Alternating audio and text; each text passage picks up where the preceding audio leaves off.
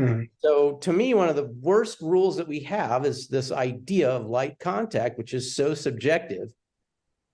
I mean, you and I know as we go to the world championships, it's like, you best be ready. You have Correct. to absorb heavy. Massive disparity. You're gonna have a massive disparity. Yeah, and you better be ready to unleash if you need to protect yourself, and you have to be able to protect yourself against strong opponents and be prepared for hard counters. And especially when you start winning.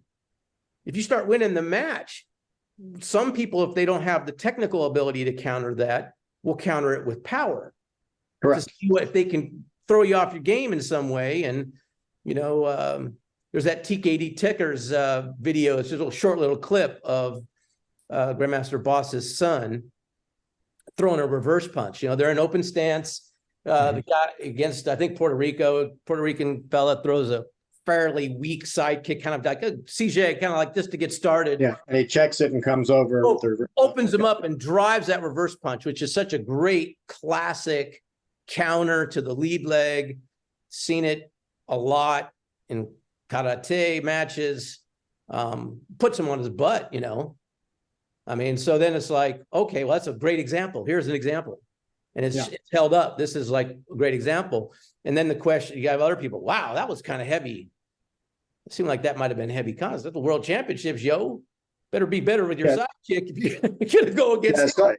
Yeah, it's interesting because I actually had a conversation with Master Bernard about that particular match. Oh, okay.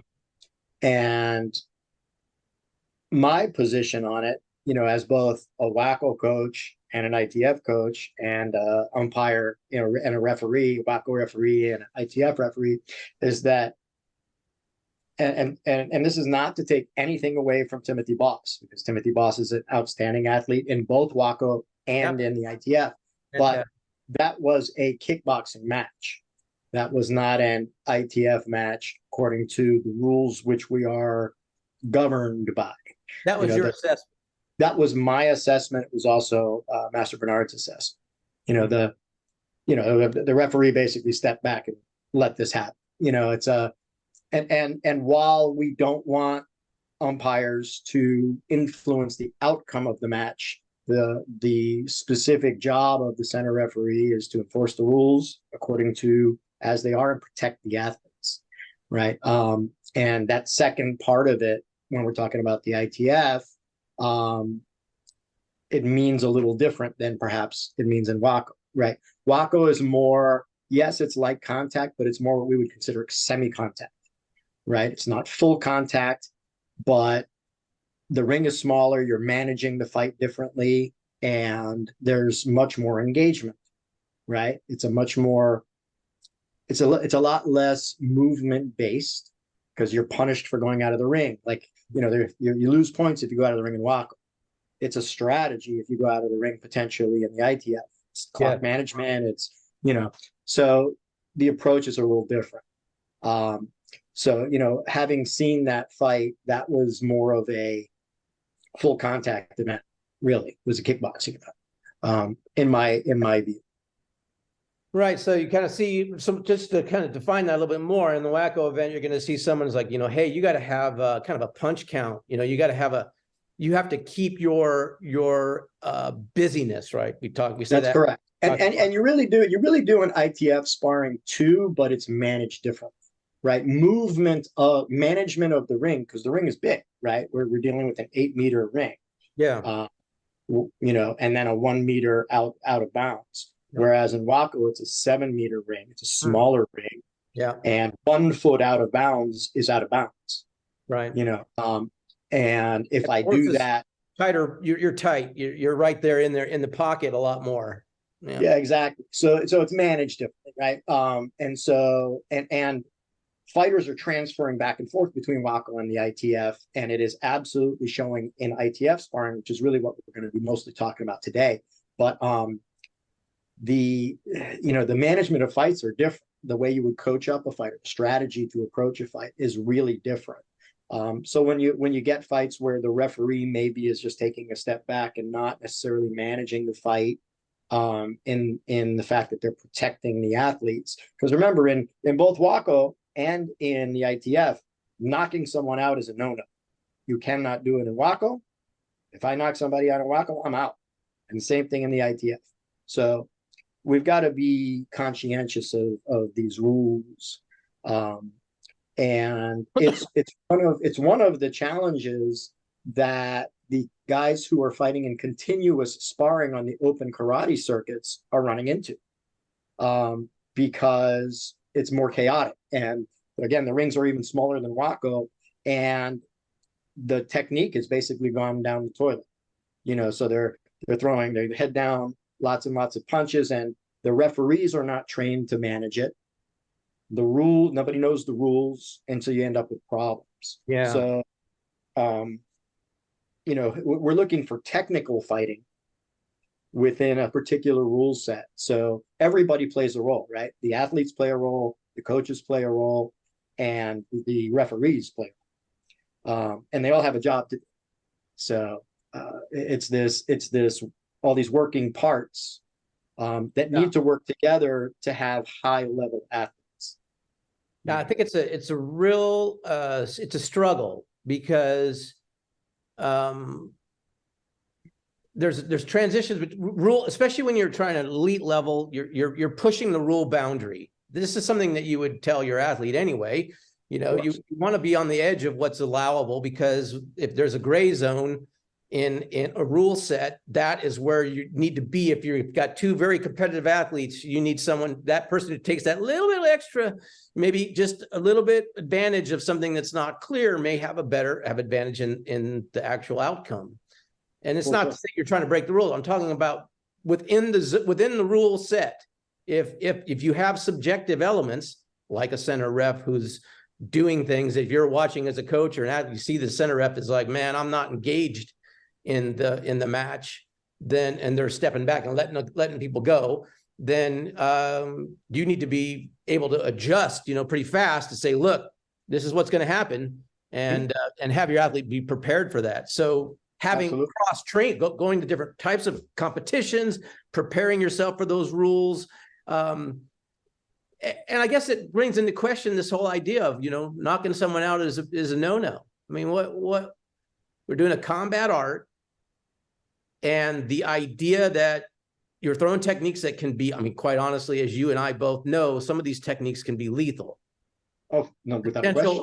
Serious, lifelong injury if you get hit in the right way on the wrong spot by certain techniques. And now you're throwing these. Well, you and I both know someone that took a kick a year ago in a local tournament that suffered a spinal injury.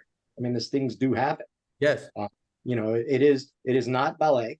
Right. Not to say that, not to take anything away from ballerinas. Of course, what we're doing is good Taekwondo people, by the way. If you get one.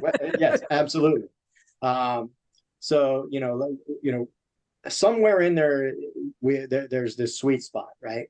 And I think that, and you and I have talked about this. I think everybody plays a role, right? So I think that the athletes are training, and the coaches are they're training too. As coaches, they're working. Referees also need to train. And I think that the more that referees train, the higher the level of competition will be, because it'll be so much more consistent across the board. And it's true both in WACO and in the ITF. I've had this discussion with Rob Zbilski from WACO USA. You never know what umpires you're going to get, and you got to be able to do it all.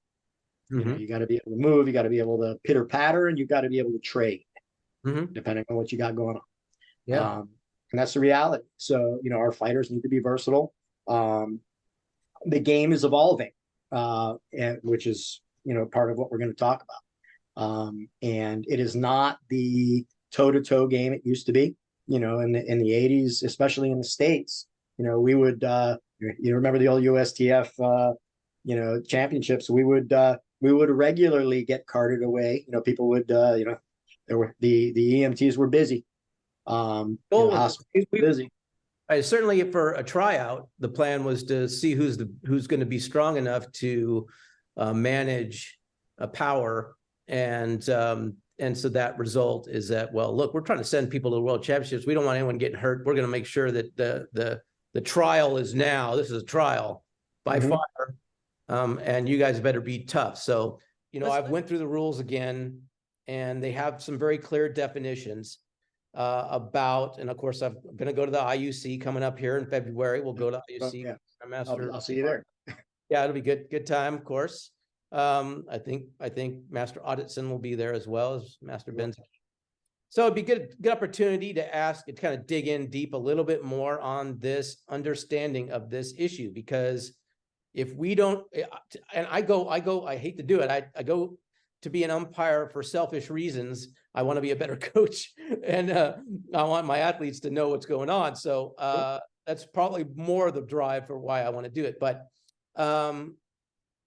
contact. So if you look at the rules, there's a definition for uncontrolled or excessive. There's a definition for heavy, and there's a definition for light. And what it wants us to do is light contact. One of the criteria for light contact is that the technique is retracted. Now, if you look at point style, or you look at karate, old style karate, sparring, you'll see that reverse punch go boom like that, and it comes back. Yeah, exactly. So, and Waco's point is they cannot score anything in point fighting that isn't immediately retracted. Must be immediately. I didn't know that, but that is really interesting. Yes. Because this is a holdover from that old. The reason why you do light contact is because the idea was Taekwondo is lethal, and you wouldn't have anyone to fight with if we went full contact, and we didn't have good protective gear, and so bare knuckle, but you pull it, right? You do that. So that kind of old thing is still here. This is what influences this rule or this idea. Plus, we're here to get better, grow, be better athletes, not to kill each other. So we're doing the athletic thing. This needs to be light contact. So this is kind of where this comes from originally. Mm-hmm. So Waco, in their light contact rules, wants you to retract the technique. And if you go through, it doesn't count the technique. You're not supposed to. They're not supposed to score it. That's for point, light contact, and kick light. Okay. Different in full contact. In full contact, the rules are different. But we're talking about the tatami sports, right? Yes. Yes. So point must be retracted. Light contact must be retracted. Kick light must be retracted. If I'm throwing kicks, if I'm in kick light and I'm following through on my leg kicks, right? I'm trying to pass through that guy's thigh. Guess what? That not only doesn't score, it can be a warning. Warning, right? Deduction. Start to develop it. So when I'm explaining to people my light contact, one of the things I talk about is a retraction of technique. It needs to be correct and controlled and dynamic to score, but it needs to be retracted to fall into the category of light contact or not followed through. In other words, its intention is not to drive through to cause the maximum impact as if we were breaking materials or trying to really cause internal damage to somebody. So this retraction, even if you're throwing multiple techniques, that is sufficient, in terms of a set of combinations to show that you're retracting. For you, what would constitute a heavy? There's some other descriptions. One is that it moves the body or moves the head or torso excessively when it makes contact. In other words, it has to make contact to score. But if it makes causes excessive movement of your opponent, i.e., they're moving in and they get folded in half and dropped to the ground in the opposite direction, then that would be considered a heavy contact. Now, that's an immediate loss of a point. Yep. ITF rules. Correct. Well, it's supposed to be. Right. Yeah. And the excessive contact, which we use kind of interchangeably with this, is not the right term. Excessive contact is only determined when you are disqualified. Right. It's too much. Too hard. It's beyond. Right. Yeah. Right. It was a foul, and it was so egregious. It was intended with harm or malice, whatnot. And this is the type of thing that's going to get you out.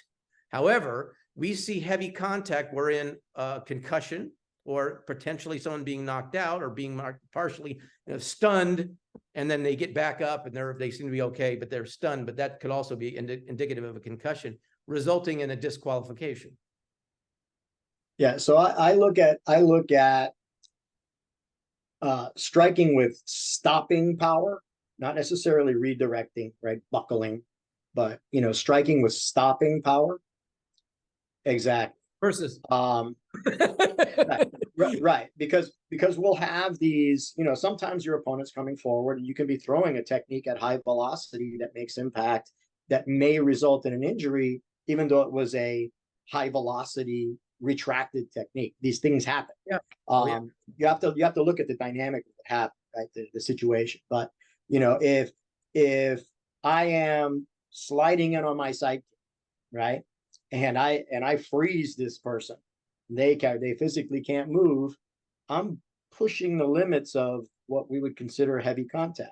And the same would be true for hand strikes, really to the body, because hand strikes to the head are pretty evident when it's excessive, when it's too much, right? When we're heavy. Well, let's try to get dead on. Heavy.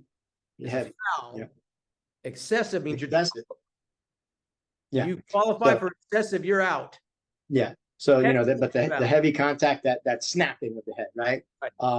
So we'll use the terminology properly. So snapping of the guy's head, right? Stopping power with that sidekick, where and facial expressions will play a lot of when the eyes open big, right? Or somebody gets kicked. If they close, or if they or the wincing, or that gives you an idea of the things that are going on in the fight, even when they happen in that bang bang kind of situation. So and light contact and heavy contact, heavy contact usually results from, in my opinion, from the center referee not being consistent throughout the day. When we're talking about world championships, and we have a disparity in contact because every referee is different, they're changing centers every few rounds, which is good and bad. Keeps the referees fresh, but it also changes the allowances of that individual umpire.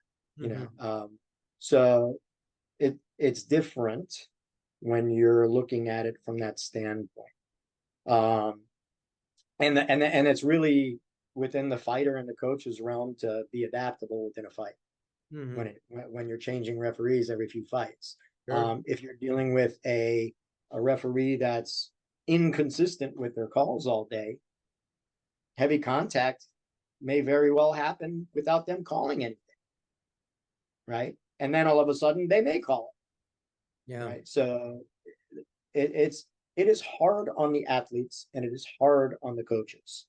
And I really believe we could have this discussion all day, because it is a very gray area. I do believe that we need to have sufficient contact, because we are in a contact sport, combat sport. It's a light contact sport according to the rules now, but I also don't think we need to become so light that it becomes point fighting, where it's purely a game of tag. Because it takes away much of the dynamic of fighting that we come from, right? This is a martial art, and we can't get so far away from it that it becomes purely sport karate. Right. That you're trying to connect it to our purpose. If we're doing ITF Taekwondo, we're doing a Korean art of self-defense. Yeah. Which and you can a portion of which is the athletic coaching portion, which we hold near and dear, but if we're going to be doing, it's one of the reasons why I'm not a coach in WT Taekwondos, because by the removal of the hand techniques as a part of their athletic portion of their training, lost all the self-defense impact. I spent a bunch of time doing stuff. I want to make sure I'm using the tools, the striking tools that are available to me within this art. If I throw an uppercut and retract it and hit the guy and his chin goes boom like that, just a little bit, I just make a little bit of contact, but he doesn't move. It's not an excessive disruption of his body. Perfectly legitimate technique. Upset punch, crescent punch. And the equipment that we're wearing now, this is something we need to focus on, is so much safer than the stuff that we used to wear. Oh yeah. And go even further, before you and I, it was the Wild West of equipment, right? We had those foam, gloves. foam rubber. Yeah, exactly. It was just like, it was whatever. That ship has sailed. And so we actually have better protection now than we have ever had. And that should be explored in the fights. Like we should be able to do the things that we train to do in a martial arts class. Good conversation. We've spent an hour now. I gotta figure out how to get maybe 2 little sections out of this that are 2 short ones. One that'll be the maybe some discussion of the contact, and then the other one will be this discussion of the evolution of sparring a little bit, and how we might work with our competitors a little bit more to get them ready for what's coming. Yeah, I mean, like the open-mindedness of it really matters. I mean, like we cannot close our minds and think we know the best, because there are guys that are doing things outside of the ITF or our ITF that are exceptional at what they're doing, and it's working. Yes. And we need to be open to taking what they're doing and integrating it into what we're doing. That's right. And I am. And I know as am I, because good coaches are open. Well, excellent. Nice talking to you. You too, Master Young. Always good.